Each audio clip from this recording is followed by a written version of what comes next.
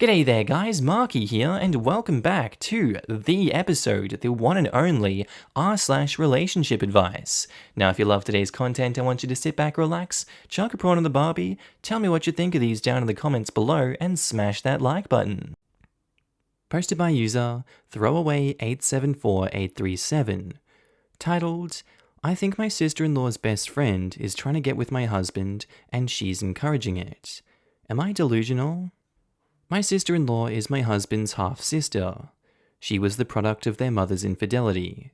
His father divorced their mother when he was 12 after he found out through a paternity test that she wasn't his. My father-in-law refused to have anything to do with my sister-in-law, but continued to have a relationship with my husband, and because of this, my sister-in-law is very clingy to my husband. My husband is also very protective of his sister, and generally doesn't tolerate anything negative being said about her, which is why I'm posting this here before mentioning anything to him. My husband and I bought a house last year, which has its own indoor swimming pool.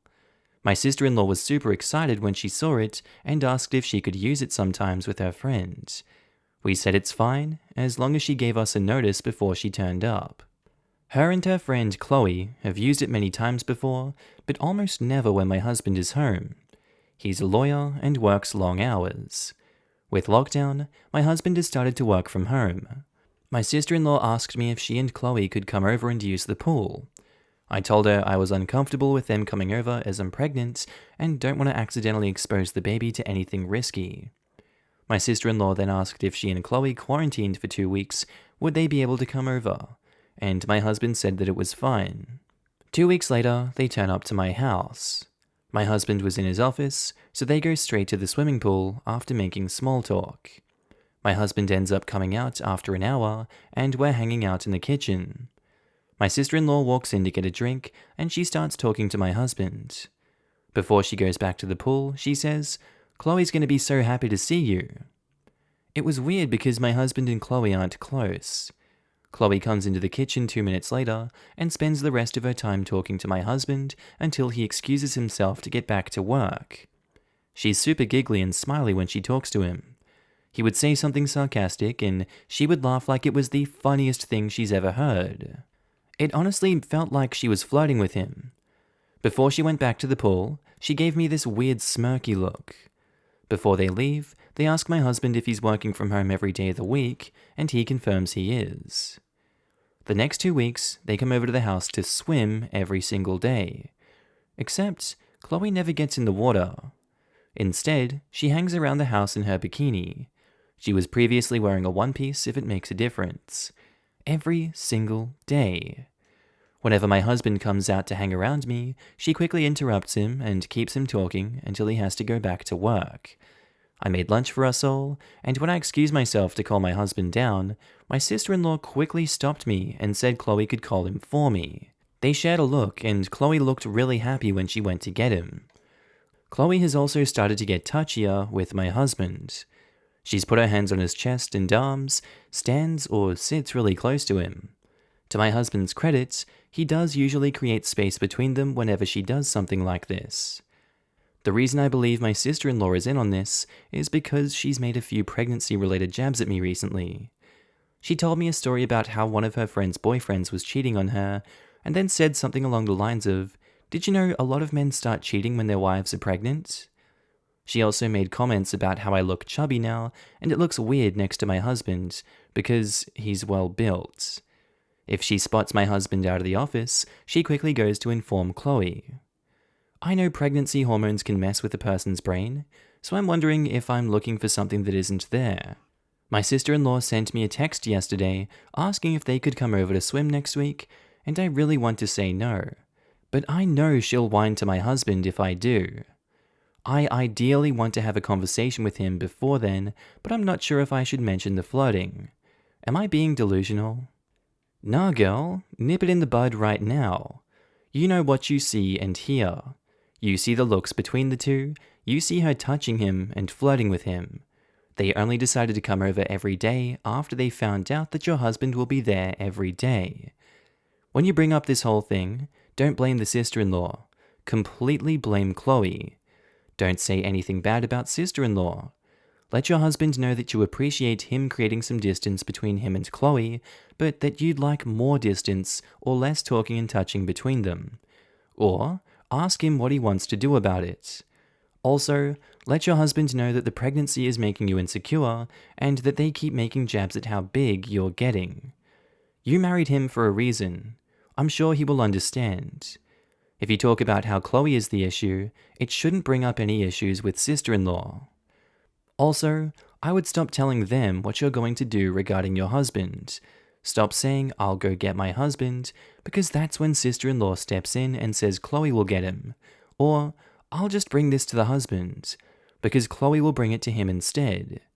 If you're going to get him for lunch, then just go get him. If you're going to bring something for him, then just do it. Don't give them a chance to take over and get alone time with him. Good luck. I'm sure your husband will understand and set some boundaries with her. All of this. Bring up the fact Chloe makes you uncomfortable with her obvious flirting. Don't mention that you think the sister is in on it, and see how he responds from there. Your husband sounds like he's a reasonable man, and obviously doesn't like the attention being shown to him. So bringing it up might give him a sign that he isn't imagining things, and that you're on his side and don't blame him too. I am no longer comfortable with Chloe being here every day after witnessing how she behaves around you. Don't bother mentioning his sister, since he is very protective of her. Just mention Chloe and her lack of boundaries and see how he responds. That will give you a good idea of where he's at and how you should proceed from there. Update. I think my sister-in-law's best friend is trying to get with my husband and she's encouraging it. Am I delusional? Well, I read and reread all of the comments on the original post to try to figure out how I was going to bring up the issue. Turns out I didn't have to. We were watching a movie and my phone lit up with another text from my sister-in-law telling me she's going to be here at 1 p.m. the next day to swim with Chloe. My husband saw it and told me to tell her not to come. This is really weird behavior for my husband, because he tends to do anything to accommodate my sister-in-law and very rarely refuses her anything. I asked him if something had happened, and he shrugged it off and we kept watching a movie. A few minutes later, he paused the movie and said he wanted to ask me a question. He asked if I'd noticed Chloe never swam when she came to our house. I wish I could say I was calm and collected, like the comments were advising, but I ended up laughing hysterically. I was honestly just so relieved he brought it up, instead of me having to be the one to do it. I think my husband thought I was losing my mind. When I finally stopped laughing, he repeated the question and said he wanted a serious answer. I said, "Of course I've noticed," and he awkwardly replied, "So, you must have noticed the other things too." To summarize the conversation that followed, my husband hadn't noticed Chloe was flirting with him the first few days because he was so busy with work. He wasn't really paying attention to anything else. He said when she started getting handsy is when he suddenly had the light bulb moment that she was into him. He says he didn't want to unnecessarily stress me out, so he never mentioned anything, but he was worried that I'd noticed too and thought he was interested because he hadn't immediately shut it down. He realized we would eventually have to have this talk, but he wasn't sure how to bring it up. Oh, the irony.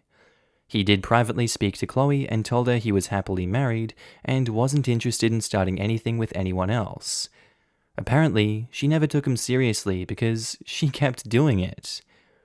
In the end, he called his sister on Sunday to tell her either she got her to stop or Chloe couldn't come over anymore. His sister ended up having a tantrum and said a few nasty things about me, the baby, our relationship. She insisted I was somehow behind his request and made some comments about how I was controlling and insecure because I looked like a beached whale, and Chloe was younger and hotter. He was pretty ticked at this and said if she said something like that about me again, he would stop speaking to her. She claimed I'd baby-trapped him, and my husband pointed out that we were already married, so I didn't need to trap him, and that he was the one who wanted to start a family, that she kept insisting I had manipulated him into feeling that way.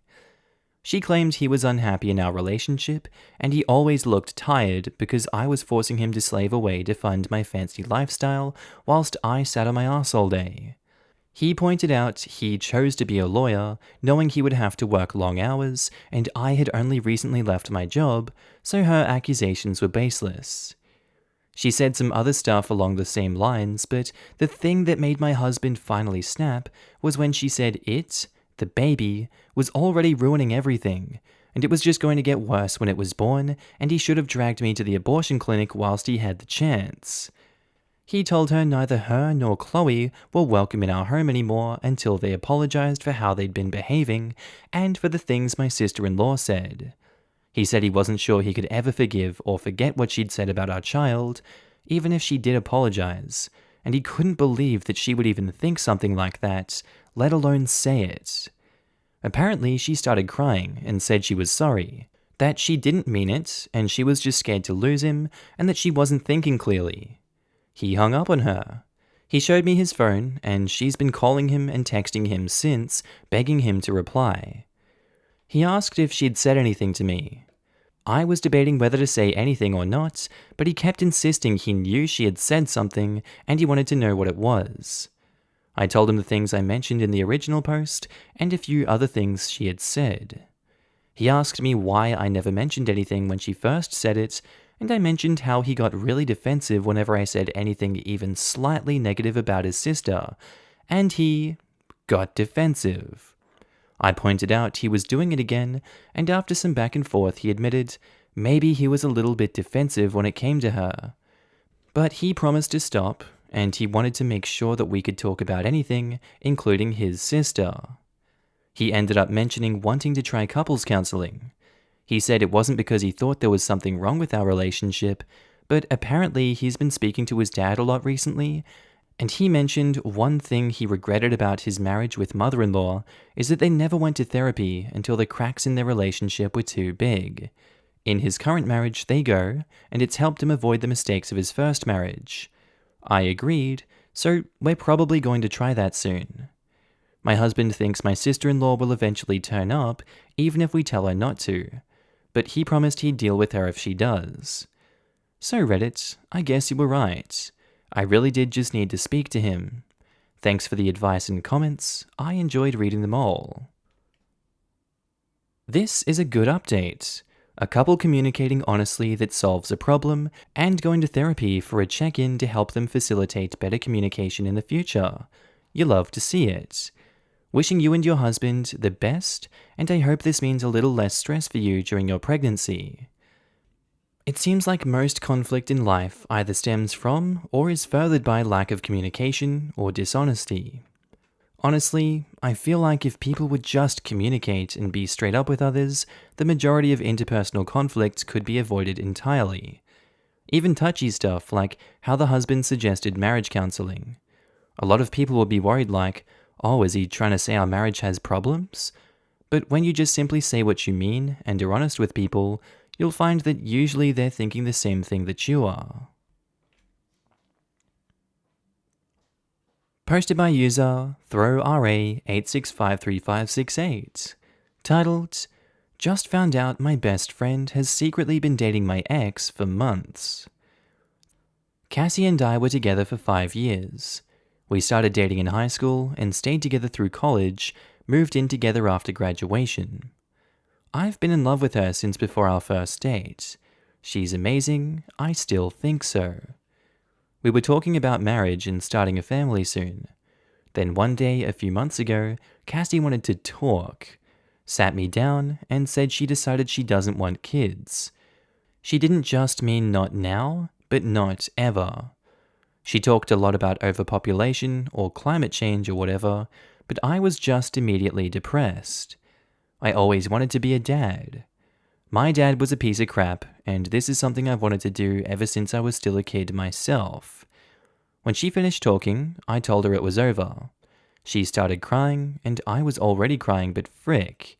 If she doesn't want the same thing I do in the future, what else can I do? She said she's been thinking this way for years, and the pandemic was the last straw. I'm not going to wait around and hope she changes her mind when she might not. So I moved out and moved in with my best friend Ryan. We've been friends forever. Like, we bonded over Pokemon cards at the playground kind of thing. He's basically my brother, and his mum was my extra mum since I didn't have much at home growing up. I was in a hurry to move out, so I didn't take much stuff with me, and then I didn't want to go back to the apartment to see Cassie, so Ryan was doing the good friend thing and going to get stuff for me whenever I needed it. At least, that's what I thought he was doing. Yesterday would have been me and Cassie's 6th anniversary, and it was really rough for me. So I told Ryan I didn't want to be alone and wanted to hang out and game all day with him. He agreed and everything, but he was kind of distracted on his phone a lot, and after a couple hours he said something came up and he just left me there alone. Crap got dark. I'm not ashamed to say I cried. There were reasons I didn't want to be alone that day. Almost midnight last night, Ryan finally came home and was acting weird, so I asked what was up. I thought maybe his mum was sick or something. She's a teacher at a school that had just reopened. But no. Ryan sits me down and tells me he's moving out. He's been secretly dating Cassie since a few weeks after we split.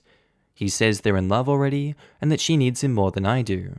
So he's moving into the apartment with her and leaving me here alone to rot. I don't even know how the F to process this. I don't know which one of them has broken me more. To make things worse, I messaged some of our other friends this morning to tell them what's up, and they already knew. When I got upset, they all said that it was no big deal because I'm the one who broke up with Cassie. Where do I even go from here? I can't talk to my friends, my ex broke my heart, my best friend stomped on it, and the closest thing I have to family is gone because they were his family too. I'm lost and I don't know where else to turn. Updates. Bigger crap to worry about than my broken heart, I guess. Ryan texted me, I'm about to be homeless in a pandemic. Based on your edit? Dude, I'm so sorry.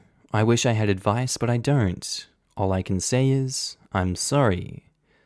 The fact I can give you, OP, is that this is clearly a deep rut in your life that you cannot change. What you do have control over is how MF hard you come back into society. Deeply think about yourself before anyone else. Not trying to sound narcissistic here, just self-development. And don't let anyone else get in your way or make you feel like that again. It's only up from here. Just stay positive. Easier said than done. It will be a challenge, but that's how you become your strongest self. Based on your edits, like others have said, you should focus on getting your housing situation sorted. Far away from these people. Block them from your phone and focus on getting a place to live. Right now, you sound pretty wounded and you need to recoup and heal. Stay away from them. Tend to your wounds. Treat yourself as something you care deeply about, because these a-holes aren't doing it for you. Take it one day at a time. Ask your parents or relatives if you can bunk with them for some time. Don't waste another second on these scum, OP. I'm a believer in karma, and trust me, they'll get what's coming to them. Until then, resolve the rooming situation. Chin up, OP. You got this, bro. Sounds like OP's family sucks and has never been there for him. Probably not an option. Update. Just found out my best friend has secretly been dating my ex for months. I kind of debated if I'd post an update on this or not. It's been a few weeks and some stuff has happened, but as the post blew up, I got a good number of really crappy comments that informed me I was a worthless piece of crap, that I should beat up my ex-girlfriend, or alternately, that I was probably already some kind of horrible abuser who hated her and wanted to control her body. I also got a ton of love, support, PMs offering connections on housing, and more. But being I was already in a dark and desperate place, those other comments really twisted the knife. I had to spend some time away not just fixing my crap, but also avoiding that stuff, because it was really not making me want to move forward. For anyone who's reading this while in the middle of a situation, wondering if you should post your story, my advice is, don't. Wait till you have some distance, or it's just going to make things worse. One thing I want to clarify here, since a few people swung for the fences based on what I posted, I don't hate Cassie. I don't think she shouldn't move on. I don't blame her for dating someone else after I broke up with her. I do have a lot of anger still thinking about this. All that anger is at Ryan. That's it. Ryan is the one who lied to me and went behind my back, not Cassie. My post pretty clearly stated that I think Cassie is an awesome human being. Still think so. Period. We just wanted different things. So, actual updates. Shortly after I posted, Ryan texted me to say that he'd planned to give me a month to find somewhere else to live, but since I couldn't be happy for them, he wanted me out by Friday. Looking back on it, I kinda think this was his plan all along. Cassie's parents owned the apartment I lived in with her, so we paid bills on it, but no rent. Ryan's apartment was expensive, and his parents still had some of his bills there, so I suspect he was looking for an excuse to break his lease and get in on that free rent instead. But I have a place to live now. Reddit helped me out after all in a weird way. A couple days after I posted, this guy TJ hit me up on Facebook. Hey TJ, with the link to my post asking if it was me. TJ and I weren't close friends before all this, but he recognized some of the details. Skipping some back and forth, it turns out Ryan lied to all our mutual friends about the situation. Apparently, he hooked up with Cassie the first time about a week after we split up.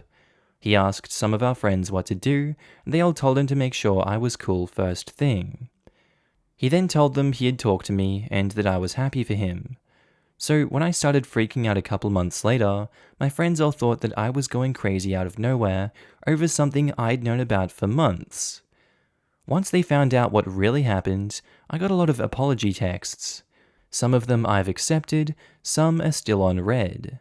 A couple of guys offered me crash space or help moving, and I wound up staying with TJ, but only until I could find somewhere else. My days living in places without my name on a lease are over. Learned my lesson there.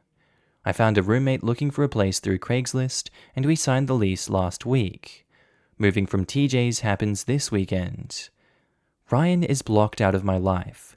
I probably forgot some of his stuff at either his place or Cassie's, but it's whatever. I can get new stuff. I can get new friends. More than anything else, this situation made me realize the importance of having stable, independent housing and not counting on anyone else to do the right thing by me. I have to have my own back in life, not rely on others. That's about all I've got. It's nothing dramatic, I guess. No one was hit by a car, got pregnant, or turned out to be cheating. But I've never been so glad to have a roof over my head and a bed to come back to. I'm gonna keep going from here, keep working on life, and I'm sure as hell gonna be taking a break on the dating front. That's all there is to do. Props to TJ for being such a bro. Also, good luck with your future endeavors, and I hope you make some amazing friends in the future. Damn, TJ, I know you're reading this one too, and you're a hell of a person for recognizing and reaching out to a friend in need. Kudos, man. Stuff like this teaches you who your real friends are. Sorry you went through it, but we all experience some version of this. That doesn't make it suck less, and I think it's kind of the process of sifting your friends from your acquaintances. Good move getting your name on the lease. Good luck, though I don't think you need it. Thanks. One of the best things to come out of this so far is definitely the friend stuff. I didn't know TJ all that well before, even though he was in my group. Now, we've hung out a lot more, of course, and it turns out that he's a really cool dude. He's had my back the last couple weeks when no one else was willing to step up. This experience has changed my perspective on a lot of crap.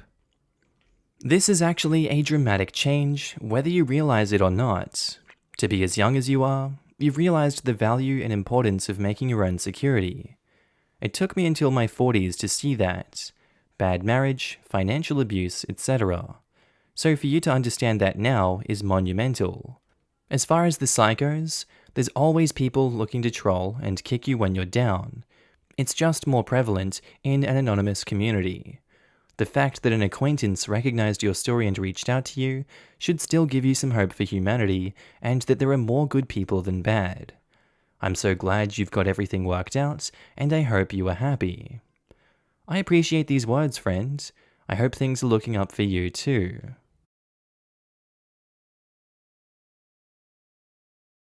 Okay, and I think that's where we're going to end today's episode, guys.